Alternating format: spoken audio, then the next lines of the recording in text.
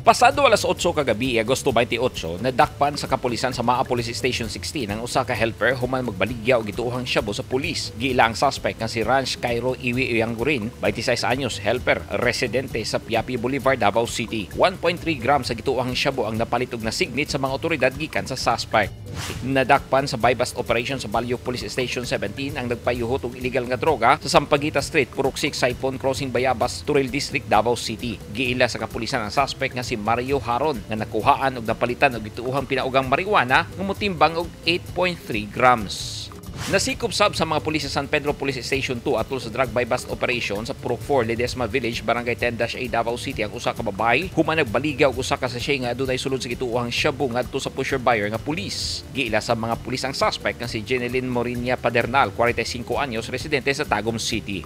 Samtang Domingo sa gabi, Agosto 27, nadakpan sab sa mga pulis sa San Pedro Police Station 2 nga nagpahigayon og drug buy-bust operation sa Purok 5, Bukana, Barangay 76-A, Davao City ang usa ka heroin astilio apog, 34 anyos, usa ka sachet nga adunay sulod sa gituohang shabu ang napalit gikan sa suspect. Nadakpan sa mga pulis sa Santa Ana Police Station 1 ang usa ka Ronald Salmorin Singson, 32 anyos, PUJ driver ug residente sa Purok Talisay, Buhangin, Davao City. Ang suspect nagbaligya og shabu nga naa sa sachet sa pusher buyer nga pulis ug laing usa ka sachet nga adunay sulod sa gituohang shabu ang nasignit sa iyang posesyon.